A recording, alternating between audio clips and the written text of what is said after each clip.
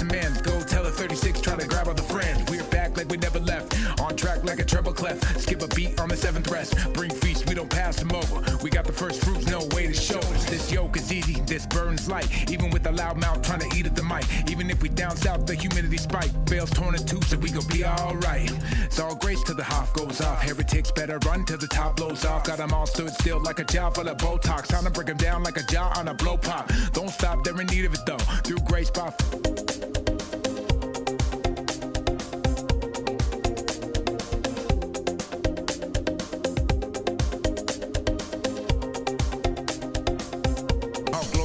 cause that's hit it back and hold fast. I'm like a jaw on a blow pop. Don't stop, they're in need of it though. Through grace by faith, they could easily grow. New wave, new age, new way to see bro. Now one truth like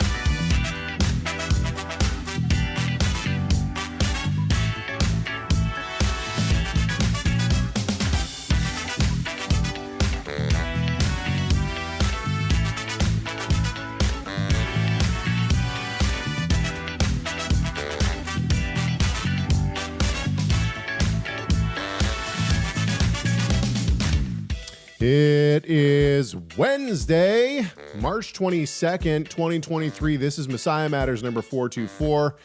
Trying to secretly watch the IBJJF pans while doing this show live. My name is Caleb Haig.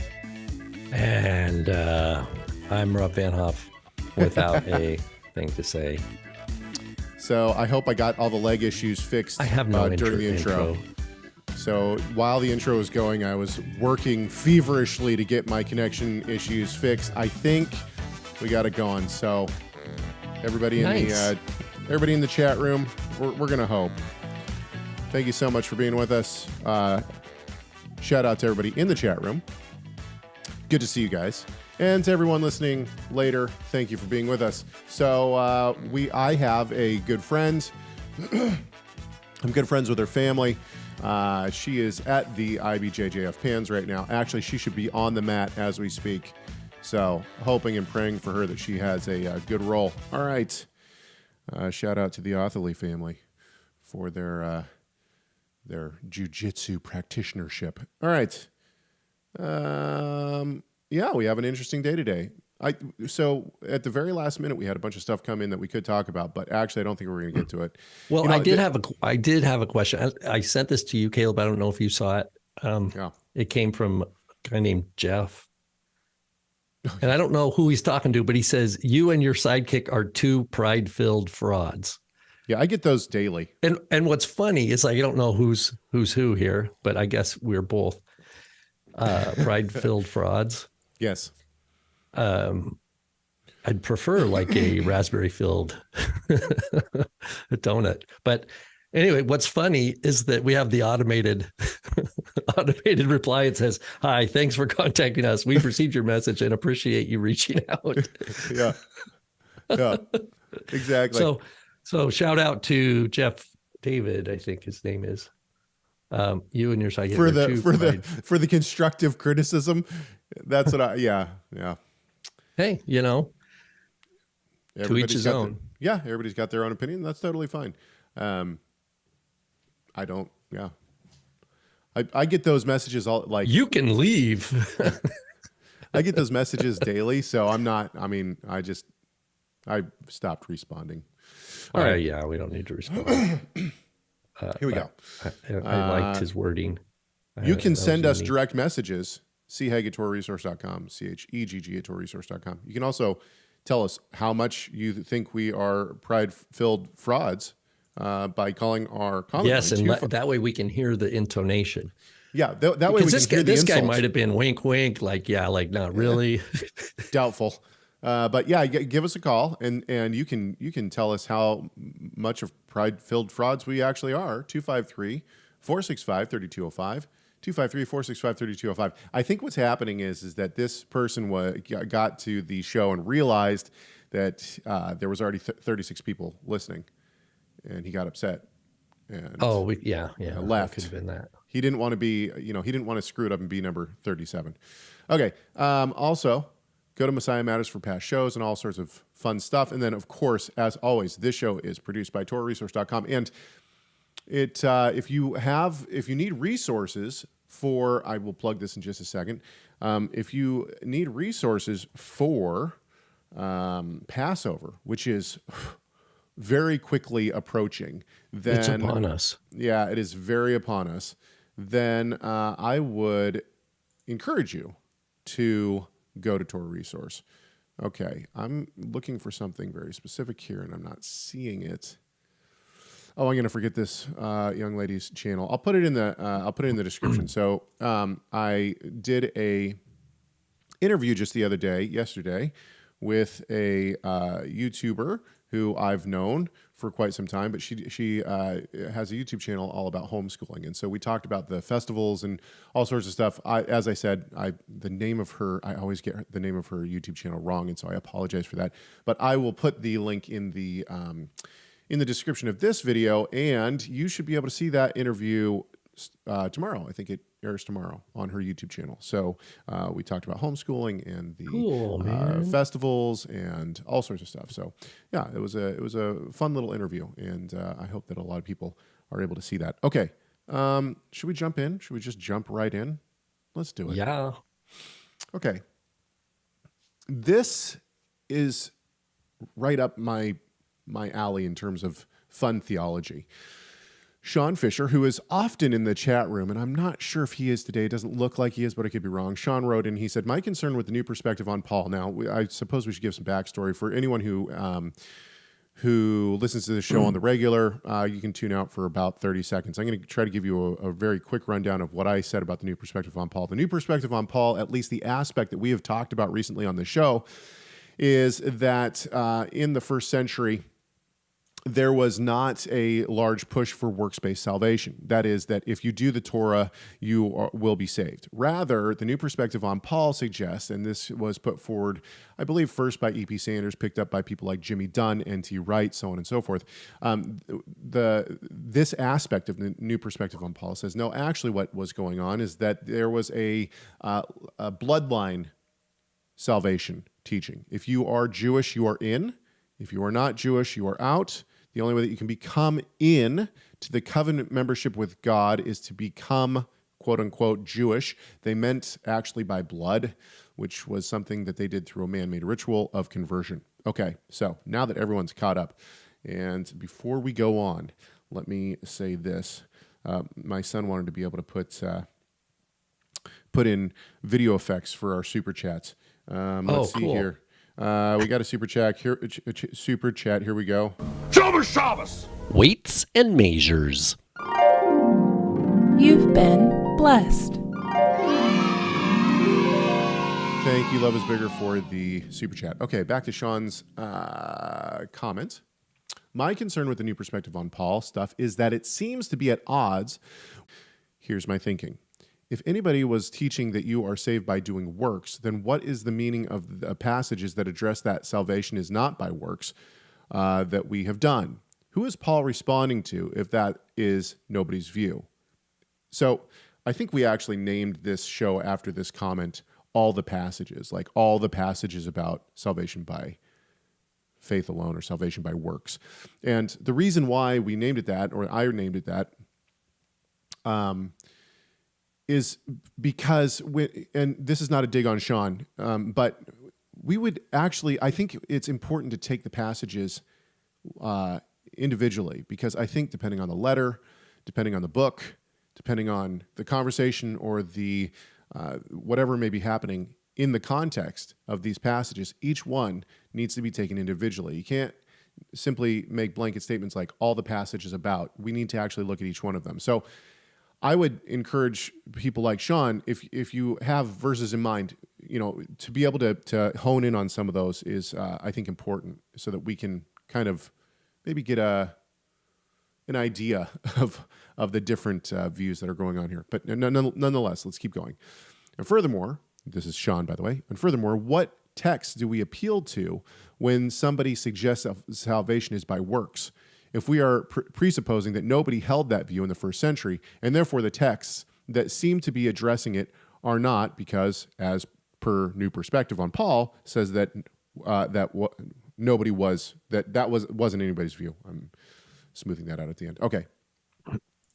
Thank you very much. Living with Eve. That's the name of the YouTube channel that did the interview with me. Thank you very much. Living with Eve. Okay. So, New Perspective on Paul. I'm going to go first, and then I will shoot this over to you. I've had this banner up the whole time. Okay. Here's the thing, is that Rob is going to be able to speak to specific passages, I think, a lot better than me in terms of phrases like works of the law. That is an entire study unto itself. And I'm going to let Rob describe his view and what I think has become a pretty strong view of the term works of the law. With that said, what I'm going to simply say here is this. I think that there is a little bit missed here in that becoming Jewish, quote unquote, which everyone knows I don't think you can actually become Jewish, but becoming Jewish requires what? It requires a work. It requires, according to the first century, the first century Jewish perspectives, it required a ritual of conversion, including the act of circumcision.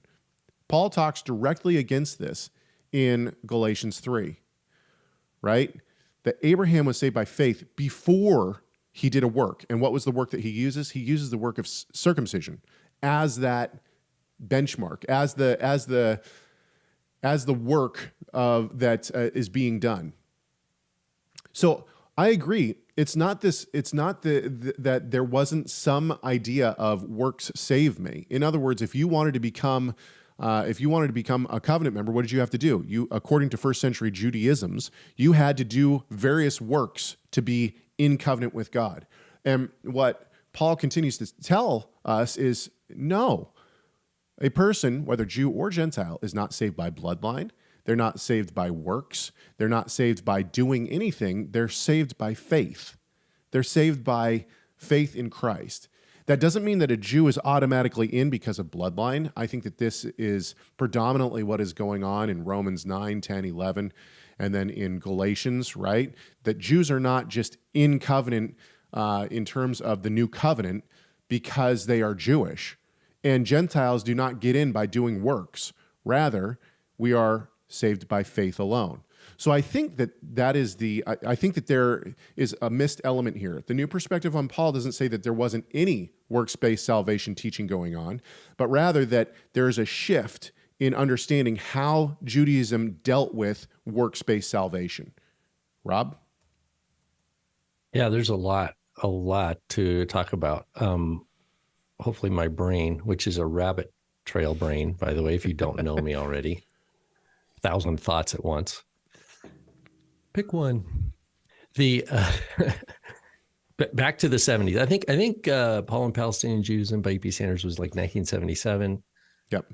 And this idea of the New Perspective on Paul emerged from that. And then you have revised New Perspective or the new Perspective. It's almost like translation, like the new NRSV or the NRSV 2020. Okay, so you look at it more rather than a clear definition of what, quote, the new perspective on Paul is. Rather, look at it as a transformation of how primarily the academic world of Bible scholarship is retooling or remodeling what boots on the ground Judaisms looked like in Yeshua's day. Right. And the transformation is, on the one hand, would be like, I think, a milestone that, or not a monument, I would say monumental, not because it's good, but because it exemplifies the position, would be Luther's commentary on Galatians. Right. And I think, if I good. remember right, it's been many years, I think E.P. Sanders addressed, he comes from a Lutheran tradition, if I remember. And I remember he talks about the Lutheran and then the subsequent scholarship, German scholarship on Paul.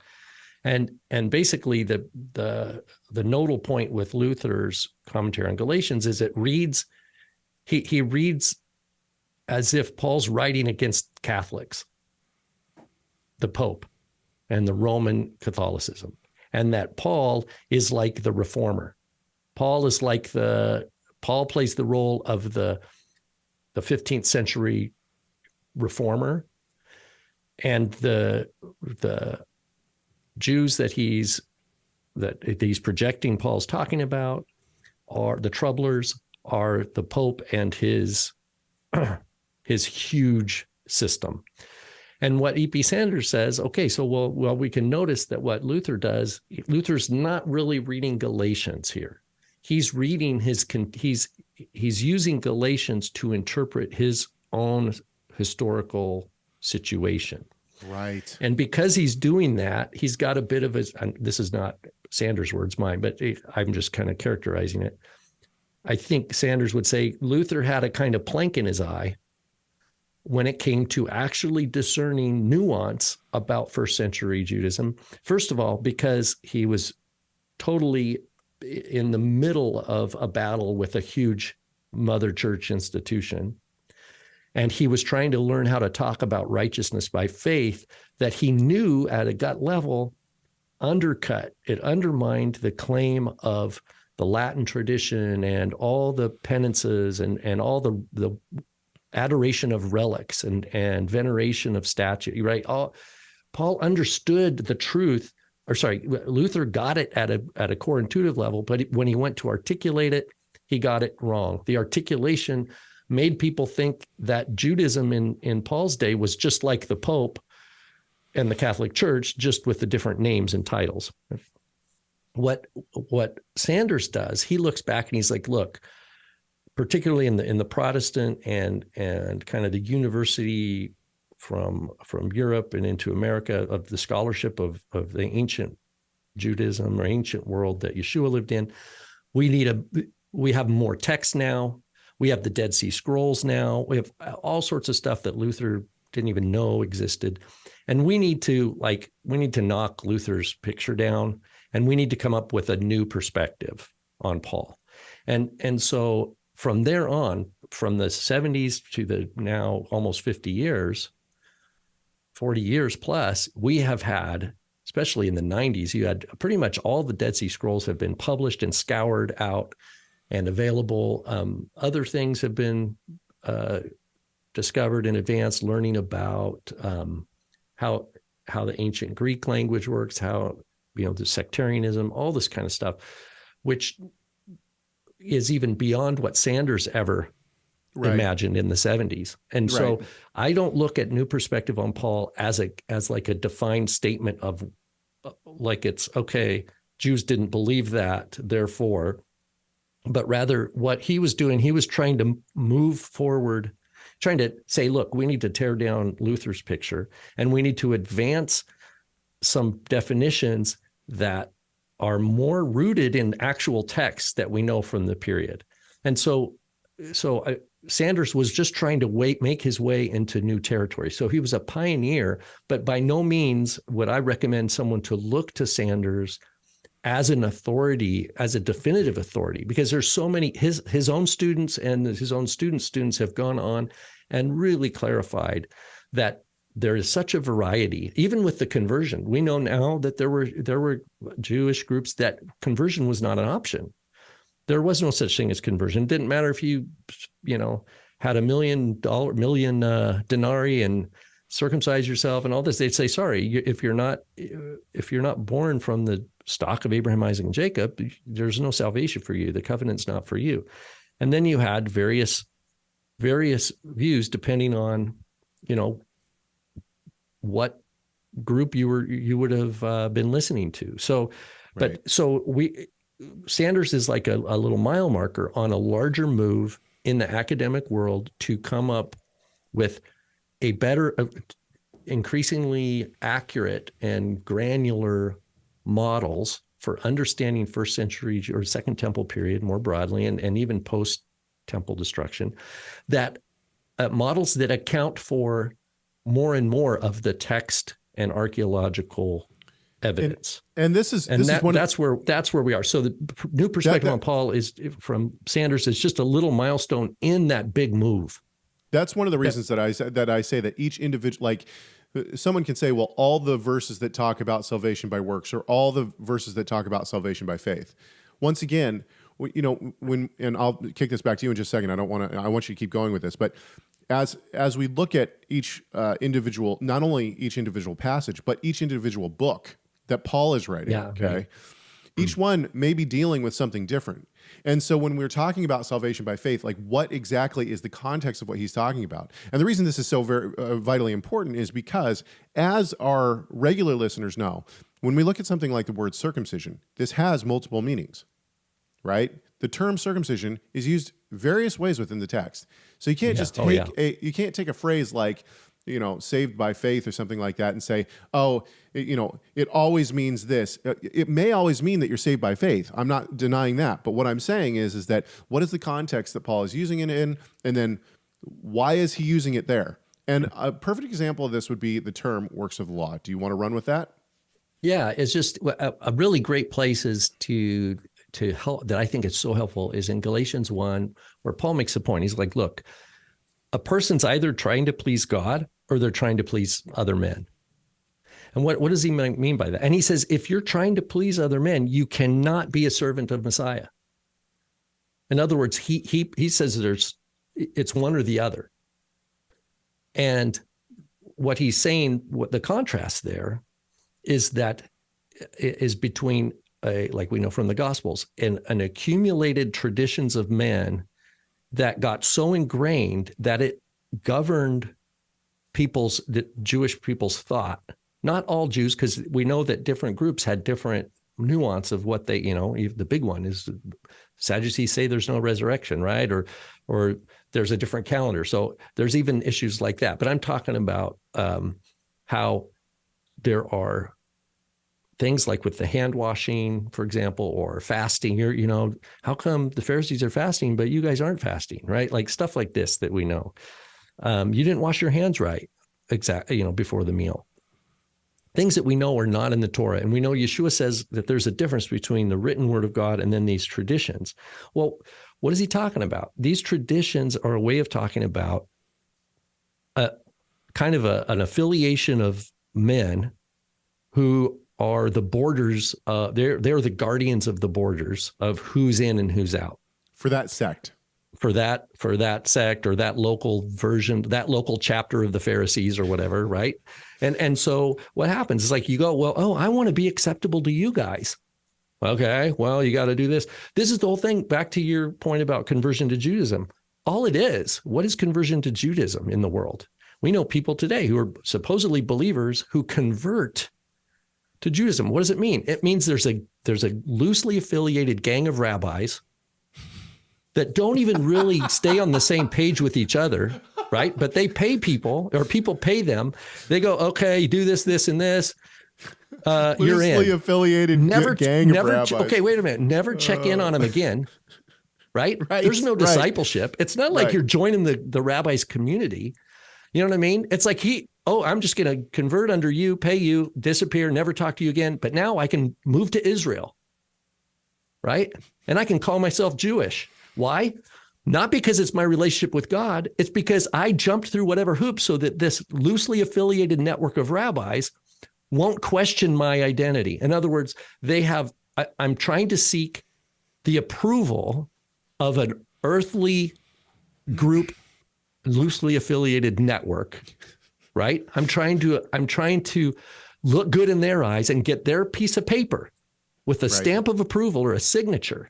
That now is my identity. Yeshua was against that. So, Paul was against that. He says, because now you can't be a servant of Yeshua and seek to please men at the same time. But I think especially if someone says that they have to like somehow pretend that they're not a believer in Yeshua, if they think that their membership acceptability is contingent upon them not being labeled as a Christian, right? Because you can't. Now this loosely affiliated network of rabbis, it moves over time between more stringent in power and less stringent in power. And it has nothing to do with Christianity or belief. This has to do with even between the ultra-Orthodox and, let's say, the Reform, or new liberal Jews in America. They'll say, well, you're not even Jewish, right? Well, wait a minute. What do you mean I'm not Jewish, right? It's a Jewish problem, right? It's a problem in the middle of the Jewish world. Then you add a person born in America who's like, oh, I think I'm Jewish. My great someone I think was Jewish. I'm going to convert. They don't go to the ultra-Orthodox. They're going to go to the most lenient kind of part of the affiliation to get their little plaque. What do you call it? Their little plaque, their little graduation thing.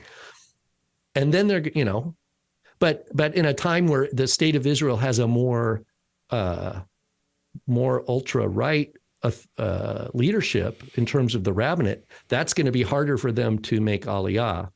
Okay, hang on just a sec. So we need to rein this in a little bit, though. What does this have to do with the term works of the law?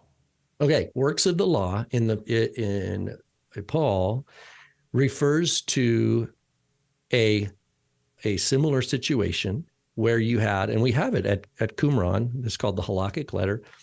It is rules by which this affiliated group of leaders accepts you as righteous, accepts you as an insider. It would be like, I knew someone who was in a Mormon once, and they talked about being in good standing. To be a Mormon in good standing, you had to do work, what Paul would kind of call a kind of type of works of the law. They had to know your taxes and how much you were paying, and you had to do all these things, And if you checked all these boxes, they would say, okay, you are a member in good standing. Well, member in good standing is just synonymous with righteous in the first century. But that's not righteous in God's eyes. That's Paul's point.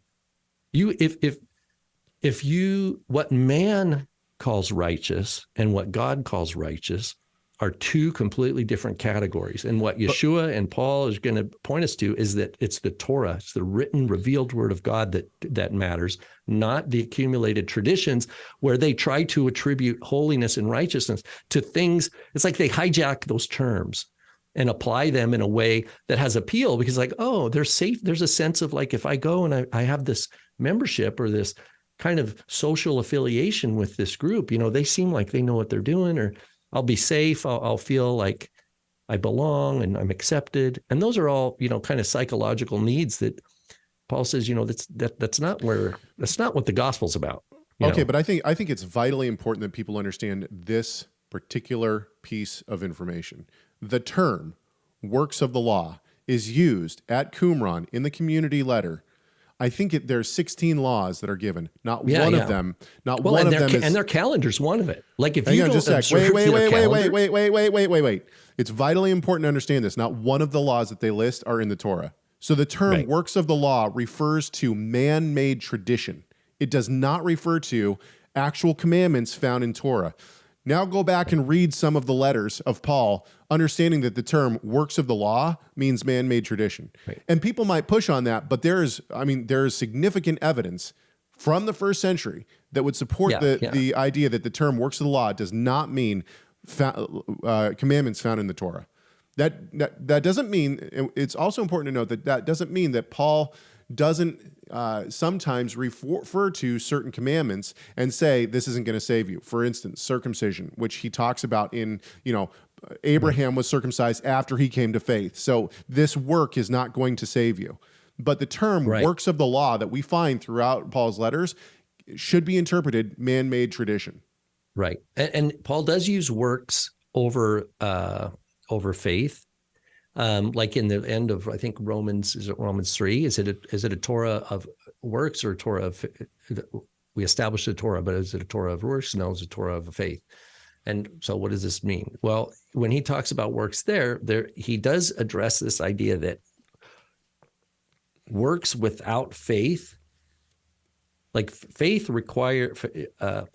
works That means the doing of any commandment for God, because it has that general meaning. A person doing a commandment as if unto God. Okay.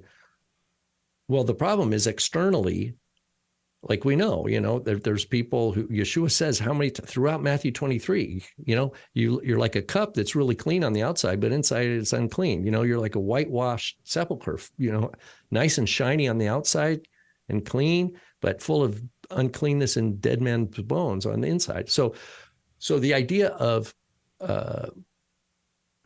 that inner versus outer deal, they honor me with their lips, but their hearts are far from me. What sometimes works is used to talk about people, to talk about this outer appearance, like in Matthew, in the Sermon on the Mount. They love to be called rabbi. They love to be praying in the streets, to be seen by men. But he's like, don't be like them. Don't be like them.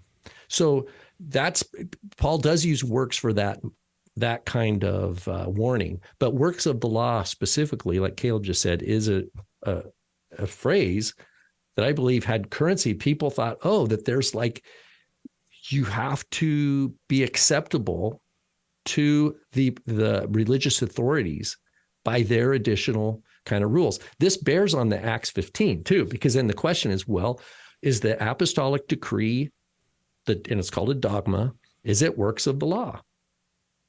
Is it additional commandments not given in order to communicate, establish oneself as righteous in the eyes of others? Or is it an expression of, is it like boiled down key points for a Gentile who's going to participate in a new culture because they're coming from paganism and they need some sort of bullet points to help them orient themselves? And I'm of that thought. So what you're talking about right now in the chat room is discussing this as well. Johnny asks, Rob, how would you explain Paul circumcising Timothy? Did he do this to appease the Jews? I think that there could be several different understandings of this. My personal understanding, and I'll kick this over to Rob in just a second, but my personal belief is that he actually puts Timothy through, and this is controversial, but I think he actually puts him through the man-made ritual of conversion. And I think that he does that so that they can go into the synagogue and the Jews won't. I mean, if Paul walks in with a Gentile, he's not getting anywhere. That Gentile is not, I don't think he's able to even talk to the Jews. And so that's why I think that it's possible that Paul may have circumcised Timothy ritually so that he had some clout with the Jews. Do you agree with that, Rob? Yeah, I think I take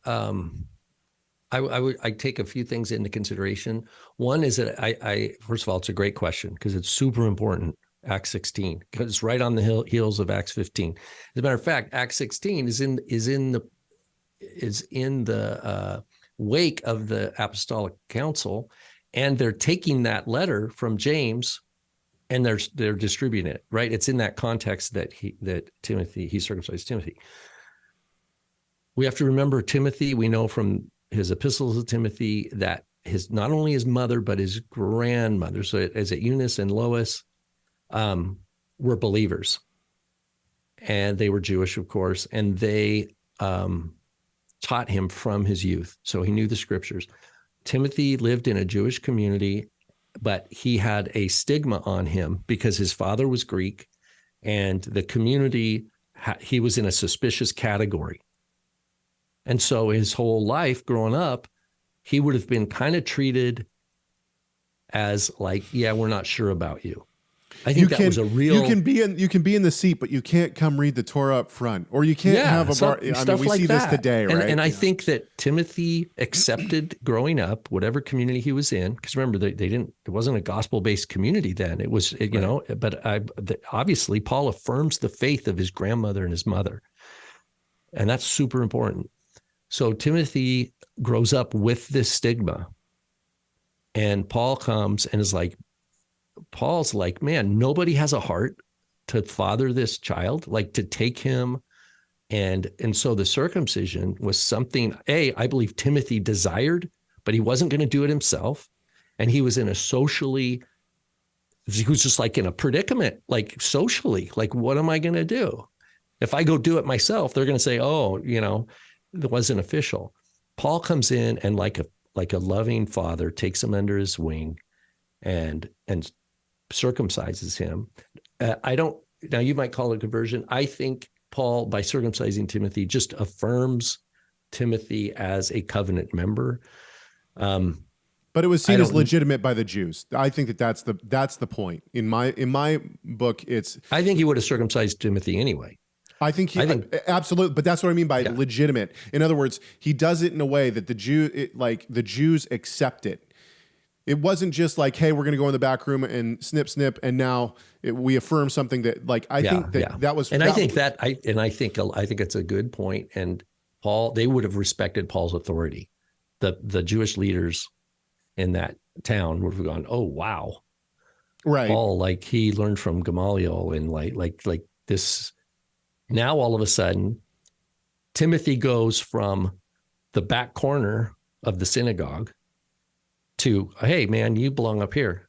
Boom. And now they're all like going, wow. And I think it kind of put them in their place a little bit. I mean, I'm reading into it a little bit, but what I'm not going to say, and I've heard this in the church, that this is Paul going against his own beliefs. Right. Like Paul elsewhere tells, how could Paul on the one hand tell people circumcision is nothing and then circumcise Timothy? Like Paul's people use that to like attack Paul. And I'm like, okay, if that's what you want, I think I think that's a misunderstanding of what of what Paul is teaching all around. I mean, agreed. It doesn't. I think that Paul thinks, well, if you go through this ritual of conversion, it means nothing, and if you don't go through that ritual of conversion, it means nothing. It doesn't matter. You're still a covenant member of God. So if I take Timothy through this ritual of conversion, or if I just circumcise him, I'm affirming something that has, and, I got this question just the other day. Someone asked me, we got men in our congregation that are not circumcised. What should we do? And my advice to them is the advice that I give to everyone, which is, as a leader, I think it's good to encourage people to do what the Bible says, obviously, but it's up to them. It's up to them and I think that believers will naturally want to come to that at some point, especially those who are coming to an understanding of Torah. But ultimately, you can't force someone to keep kosher. You can't force someone to get snipped. You can't force someone to celebrate Passover. We do these things not because we are forced to. We do these things because we love God and because we want to have a relationship with Christ, and we do have and when I say we want to have a relationship with Christ, that doesn't mean that we don't have one, and if we do these works, we're going to. What I mean by that is we long to come to be close with Christ and do what he has asked us to do. And as the Bible, as the onion layers get taken off and we come closer to a better understanding, we understand the things that God has asked us to do, and we naturally want to do those. And if that means exactly, I mean, if you look at the epistles to Timothy that Paul writes, and imagine, I mean, the reader's kind of forced to imagine Timothy's perspective because Timothy's the recipient of the epistle. So we're reading. It's like you're reading from the perspective of Timothy, and this is the person who circumcised you. Is now giving you all this discipleship, like guidance and wisdom and encouragement that goes with the circumcision to affirm Timothy's place and position in the body as a full covenant member without need to be ashamed, without need to be to let anybody bully you. And he even says, he equips him at different times saying, look, people are going to like push against your authority, don't let it get to you, that sort of thing. So, right. Yeah, exactly. And we still see that today within believing communities. I get all the time from Messianic rabbis. I'm putting quote marks up for those who are listening to this and not watching it. But I get this all the time. Well, are you Jewish by blood? I'll say something. Well, I believe that the Gentiles should keep this, or I believe, whatever it may be. I believe that we're all part of the new covenant, and that it's not time bound. Well, are you even Jewish? As if this is the hermeneutical key No, to be that's a right. work of the law. They're trying to say now, Yeah, exactly. in a way, they're on the verge of bringing in a bunch of traditions of man, which is really the rabbi, the rabbi club, right? They're going to bring What in did the you rabbi call club. it? A gang of a loosely affiliated gang of rabbis. Oh my gosh, I want What a else is T-shirt. it? Yeah. Like, what's a better, like, there? It's official sounding, you know. But you can find rabbis that won't accept the conversions done under other rabbis. You're like, you converted under that guy?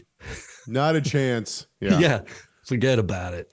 Yeah. You know, All right. it's that sort of thing. So we've talked for a good 40 minutes on this. Well, 30 minutes on this. Let's, I think that is good. And I'm sure that we'll probably get some more questions and or comments about the new perspective on Paul, what we believe, perhaps works of the law. Or can I give one more note on this?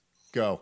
So on Torah Resource, under our articles, Tim Haig's got some articles on was Timothy Jewish? That sort of this sort of question, or understanding this passage in Acts 16. The boil down in the academic world between Jews, by the way, not believers, but you have a conservative rabbi, Shia Cohen, and I know he's Orthodox. I don't know if he's ordained. Lawrence Schiffman. I don't know if he's ordained rabbi or not, but he's Orthodox. I mean, he was like provost at Yeshiva University or something like that, right, which is the modern Orthodox in America. So Schiffman would be a little further to the right than Cohen, but they're both historians of ancient Judaism, right? So like, okay, we'll put our like halakha aside and we'll try to like be good historians, right? Because you have to know Hebrew and all this stuff. Well, they come down on they both talk about, was Timothy Jewish? So here you have two non-believing Jews, one modern Orthodox, one, I believe, conservative in America, looking at Acts 16, the first couple verses, and they're going, okay, so Paul circumcised this male, adult, right? He was adult enough, right? I don't know if he was in his teens or young 20s, we don't know, but he's an adult male. And it says that his father was Greek. Well, guess what? Even these two Jewish academic historians who have done their work, right? They know the languages. They do not agree. Shia Cohen, he's the conservative rabbi,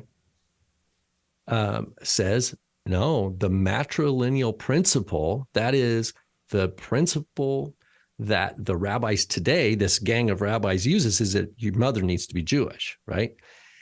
Cohen says that was not in place in the first century, in the middle of the first century. It was still patriarchal. That's why the Bible is always the son of some other guy, right? It never, and so his argument is that Timothy was not Jewish, I think, was Cohen's, because his father wasn't Jewish. That Lawrence Schiffman, because he has an interest in saying, no, the rabbinic halakha really goes back to Sinai. Yeah, way into the early Second Temple period. He's going to say, no, the matrilineal principle was in place. Therefore, Timothy was Jewish. He was just uncircumcised. So this is not even in the church now. This is not even a debate between pastors or Christian commentators. Right. This is two Jews in America, 20th century, end of 20th century, looking at Acts 16, and they're saying, you got the guy on the Orthodox Jew saying, yeah, his mom was Jewish, so he's Jewish. He just needed to be circumcised. And you have the conservative Jewish historian saying, actually, no, historically, the rabbis don't rise yet. There is no strong rabbinic thing. There's no established halakha. It was just his identity he was just questioned because it was a mix. His father was Greek. But anyway. Yeah. Just good. A little addendum there. Let's move on. What do you say?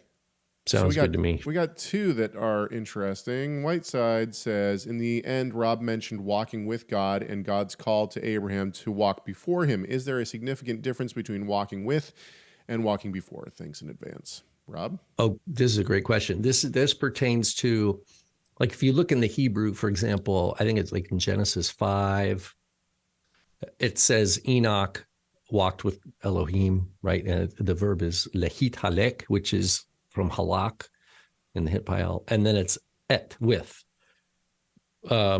walked with God. And then Noah walked with God. And you have this hit halek. But then when you get to Genesis 17, God says hit halek lifanai, right? Walk before me, he says to Abraham. And so the idea is, what's the difference? Well, I think, and then if you look later, I want to say it's Abraham says the God before whom I have walked, and maybe Jacob also at the end of Genesis says before whom I have walked, something like that. And it uses the lefanai, lefanav. So basically you have the verb, the basic construction in Hebrew is the verb halak. Hey, Caleb knows what that means. The main shorish is hey, lamed, kaf. And of course, it can be in a different binyan. And then you have some sort of prepositional phrase, et plus something, like with God or with them. Or you can have halak plus a prepositional phrase, lifnei, something, lifanav, before him, lifanai, before me, etc. And so throughout the Tanakh, you have these two ways of expressing walking. And then you can have halak be, to walk in the land, for example. You can have a bet preposition, but that doesn't really apply to this. These are both relational, whereas halak be, like walking in the land, that is not relational. That's just Positional. locational. Like you're just walking, it's where you're walking. But when it says hit halek et or lifnei, those imply relationship. So there, right. So the question then is back to et versus lifnei. I take et. We have a place in Samuel. If you remember, there's a time where Abigail and Nabal and David's and his men are out, basically in hiding from Saul. There's a time where David's men guard Nabal's shepherds and keep them safe while they're out in the field. And they protect him. They protect Nabal's flocks and his shepherds. Well, there's a time where those shepherds are saying, going back to Abigail, and they're like, yeah, Nabal really spoke against David, but his men were totally good to us the whole time. And it uses that hit halek, as long as we were walking with them, as long as we were staying close to. And so my interpretation of the Enoch, I just use that as an example in Samuel to look back at Genesis 5 for Enoch and Noah. It's a similar phrase. I take it to mean, so Enoch was close to God or stayed close to God, something like that. Noah stayed close to God. When it comes to the patriarchs, it shifts. It doesn't use et, it uses lifnei, because I think it's now zeroed in on a covenant relationship. Right. Not to dismiss the validity and legitimacy of and the genuineness of the relationship that Enoch and Noah had with God, of course, but it's saying this is now more in my presence, and it's like and it has a sense of in my presence, but it also has a sense of before me, in that in an exercise of faith, like in a more courageous posture of bearing a covenant promise in faith. And so that's how I understand it when he says, and that's back to circumcision. So Genesis 17 is where he says, "Hitalek lefanai v'hei tamim," walk before me and be blameless. And then he gives him his new name. Your name's Abraham. Sarai is Sarah, and you circumcise yourself. Circumcise Ishmael, and oh, by the way, you're going to have, Sarah's going to have a baby. You're going to circumcise him, etc. So. That is, strangely, I guess it does tie into circumcision, because the idea is to be stand courageously in faith on my covenant promises. Right. And that distinguishes the relationship of the patriarchs with God from like Enoch and Noah. The one thing that your conversation sparked for me was, as weird as this is, you were talking about et being with, Mm-hmm. right? And it made me think of the people who try to teach the Aleph Tav. And I wonder if, for those who don't know, people take the Aleph Tav, the et, which oftentimes is the sign of the direct object, to be a marker for Christ in the Old Testament, in the Tanakh, which we think is absolutely ridiculous. But then the question that, as you said, rightly said, et can mean with. So do the people who teach this nonsense then include the times that with is used as a marker of Messiah? Anyway, Dude, I don't know. I was miles I know away. the gymnastics for those people who are anchored on that kind of quote hermeneutic, the gymnastics get more and more daring and difficult and twisted. Exactly. Okay, we're going to move on to one more topic, and this is very much my wheelhouse, but this is an easy one. We're going to lob one up right before Passover. And by the way, this is the last show that we'll have before Passover. Next week we're off, and then we're actually going to take the next week off. We're going to have 2 weeks off. The reason why is because in 2 weeks from today, when we're recording this, which is on March 22nd, it will be Nisan 14, which means that night will be Passover, which means my house will be in a complete frantic getting things ready. So, nonetheless, we're going to answer this one today. And this is the question. Jim wrote in and said, if you're keeping Passover outside Israel, this came from our discussion of whether or not commandments were only for people in the land or whether or not they were for people outside of the land as well. So I'm sorry, I said Jim, this is actually Joe. Joe writes in, he says, if you're keeping Passover outside of Israel, are you supposed to be circumcised? This is a question that we get every single year when Passover's coming up. We get it in all different forms. Things like this. We also get it in the form of, I'm having a Passover Seder. I don't know if all the males are circumcised. What do I do? These are the kind of questions that we get. And I will give you my answer, and then, of course, I will kick it over to the man himself. So, circumcision is only required to participate in the eating of the Passover sacrifice.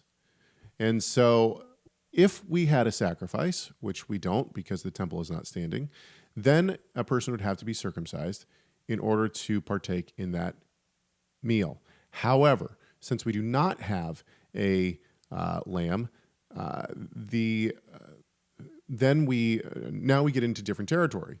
And the reason I say different territory is because there is a debate within the church and within the ecclesia of God, the covenant members of God, on whether or not a person needs to be in covenant with God to sit down at the Passover table at all. And this comes from 1 Corinthians 10. And when Paul talks about a person eating in an unworthy manner. This, I think, comes down to each community and what Paul is actually talking about. I personally do not think that a person has to be circumcised, physically circumcised, to sit down and partake in the Passover meal. And beyond that, I don't think that anyone should be standing at the front door, inspecting the males that come in to participate in their Passover Seder to see whether or not they are actually snipped or not. So I think that this is the answer to that is no. All males go to the right. Meet Caleb. Go behind in the curtain, please. No. Yeah, exactly. So I don't behind the curtain over there. Yeah, exactly. I don't think that is what needs to take place. The real question that comes in is whether or not a person should be a part of the covenant member, have covenant membership with God. And of course, we as believers can't judge the heart. We can only take it upon what people say. However, we've been asked many times whether or not, I have someone coming to my house who is a woman who is a part of our community. Her husband is not a believer, but she wants to bring him. What do I do? And the answer to that is, I think this comes down to each individual community. I personally would say bring the unbeliever, and I think that there is multiple reasons why. I know that there are people who would say absolutely not because of Paul's discussion in 1 Corinthians 10 that people who are unbelievers should never be allowed to come to a Passover Seder. I take a different view of this. Obviously, if we had the lamb, it would be different. And so this does get dicey, though, if we are associating 1 Corinthians 10 with the Passover meal. Now, we've talked at length about this on this show in multiple times, and I have suggested that perhaps 1 Corinthians 10 is not actually talking about the Passover meal itself, but just the community, fellowship in the community. And I think that letter has to do with people inside the community and outside the community that are calling themselves community members. Rob, do you want to take it from there? Yeah, I take the Last Supper as the Passover meal. So, I mean, because I know that in the larger Messianic or Hebrew roots, you'll say, oh, no, Jesus' Last Supper with his disciples was the night before the true Passover meal. So if you're coming from the position that the Last Supper is not even really a Passover, that changes then maybe your view on Passover too. Right. Like you're not thinking about that. But yeah, I agree, Caleb, with what you're saying. I think that,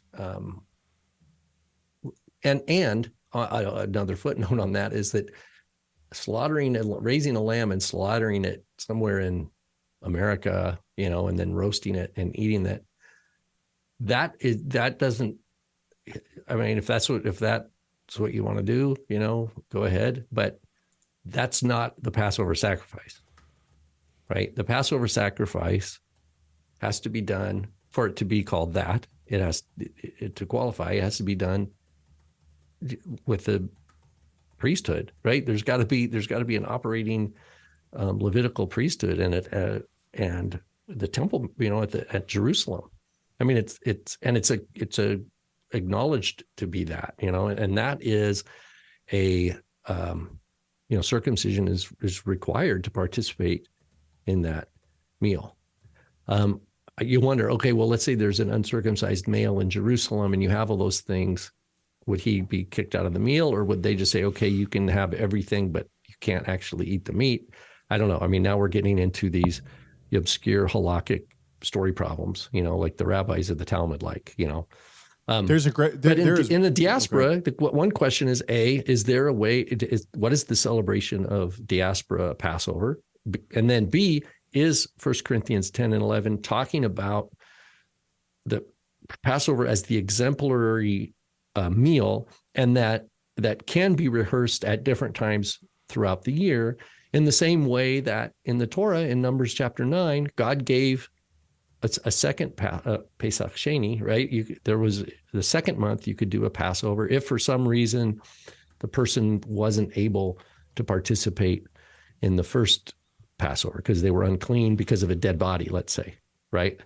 So if the Torah itself allows for someone to celebrate the Passover not in the first month but in the second month due to some circumstance, can that legal thought process in the Torah be extended and applied to diaspora, where, okay, so we're not in a situation where we're unable or we're disqualified because of impurity as a corpse defilement or something, but yet we're nevertheless in a similar legal situation because we are disqualified, where we've lost our candidacy for other reasons, because Israel sinned, God took away the temple, and so we're exempted for another reason. But yet if God still had a way in the Torah for someone to keep the Passover in the second month, is that legal precedent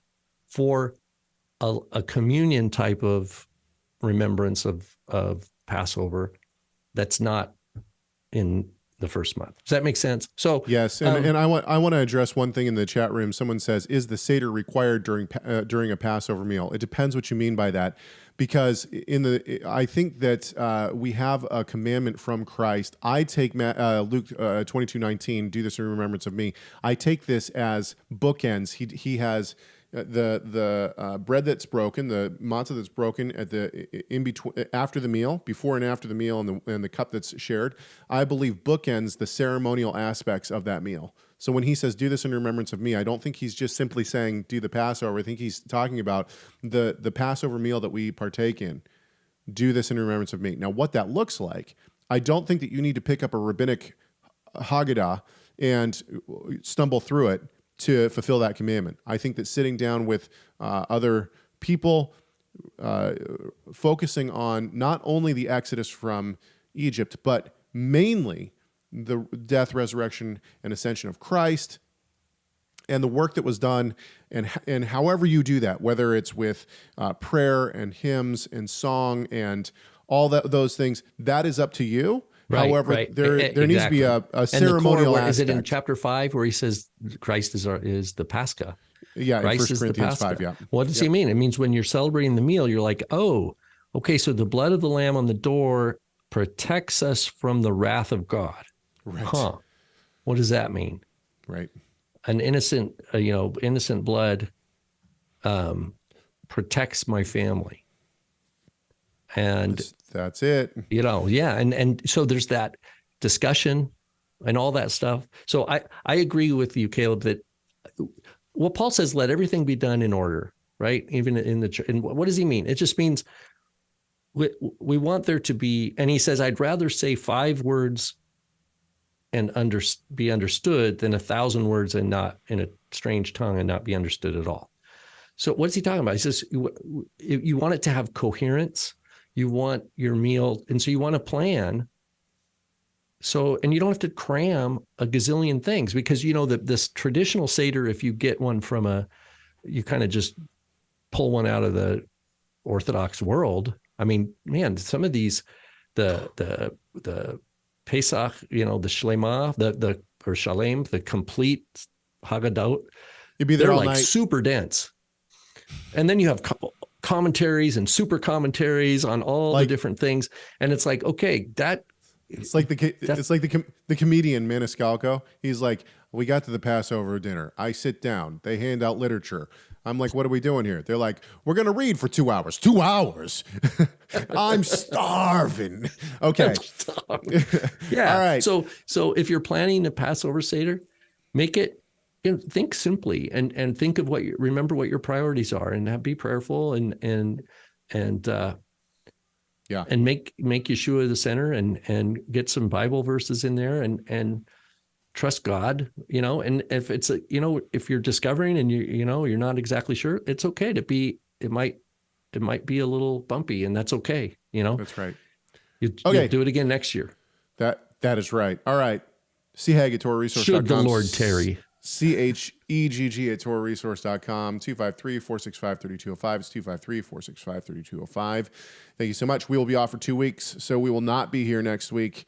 But nonetheless, we hope that you have a good Passover, and we'll be here the week after Passover. All right. We hope that this conversation has done at least one thing, and that is to glorify our great God and Savior, Yeshua the Messiah. Why? Well, you know why. Because Messiah matters.